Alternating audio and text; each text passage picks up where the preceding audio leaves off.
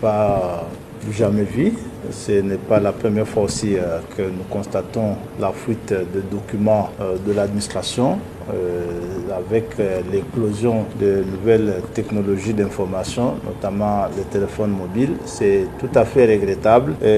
Sur instruction de l'honorable président, le bureau est en train de prendre des mesures sérieuses pour voir comment endiguer ce fléau qui n'est pas normal là où on traite des affaires de l'État. Donc, il est bien évidemment entendu que des sanctions vont s'en suivre lorsque des personnes qui s'y sont livrées seront identifiées.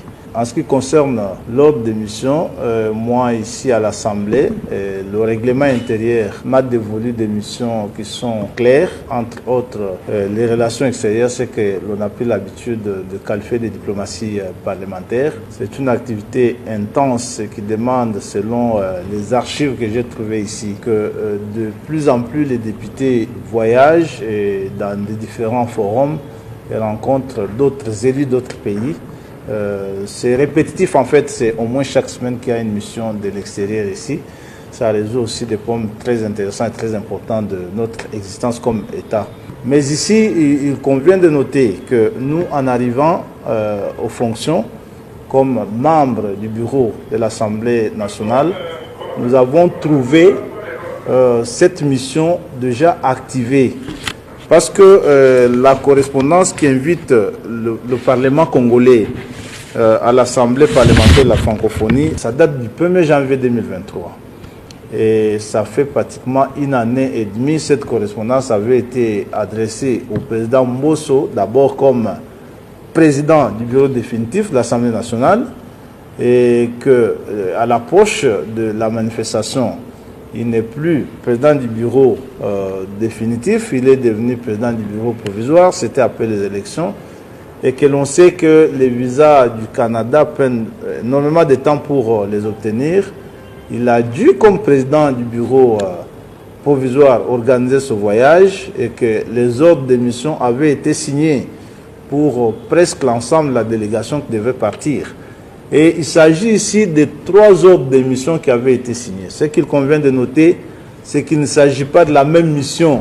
C'est plusieurs forums qui vont se tenir sur 12 jours au total.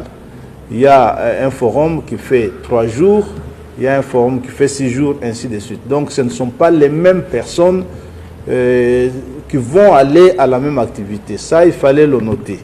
D'ailleurs, vous allez comprendre que le président Mbosso lui-même avait pris soin d'éclater cette mission en 3 ordres de mission. Il y a un ici avec 8 personnes. Il y a un autre ici avec 4 personnes. Il y a un 3e avec 6 personnes. Et puis celui qui était, je crois, du chef de délégation avec 2 personnes. Exactement. Qui devrait aller dans cette mission. C'est une triple mission, ce n'est pas la même mission. Lorsque nous arrivons, nous avons pensé que les autres missions étaient déjà signées. Ceux qui doivent partir avaient déjà leur visa. Ce n'est pas nous, en fait, ce n'est pas notre bureau qui organise ça. Tous les députés qui doivent partir avaient déjà leur visa.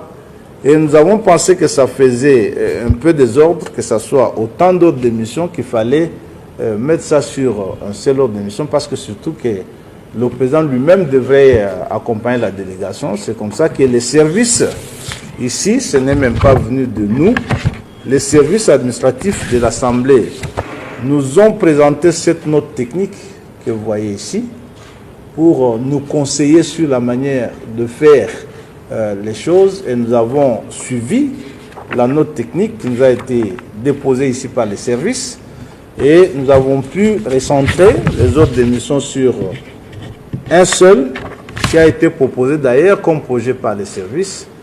Seulement que la nouveauté a été de soustraire certaines personnes. Clairement, celles qui n'avaient pas obtenu de visa du Canada, parce que sur les 22 personnes proposées avant, il y a des gens qui n'ont pas eu de visa. Alors, on devait soustraire ces personnes qui n'avaient pas obtenu de visa pour remplacer l'honorable président qui voyageait avec la délégation et ses services. Ce qui fait peut-être des bruits, c'est que le président voyage avec 6 personnes dans sa suite. Je ne trouve pas que ça soit assez. On ne va pas quand même s'imaginer le président de l'Assemblée nationale en train de tirer des bagages dans des aéroports. C'est pas commode. Voilà un peu ce qui s'est passé. Je crois qu'il n'y a pas eu abus de finances publiques, il n'y a pas eu extravagance, il n'y a pas eu exagération.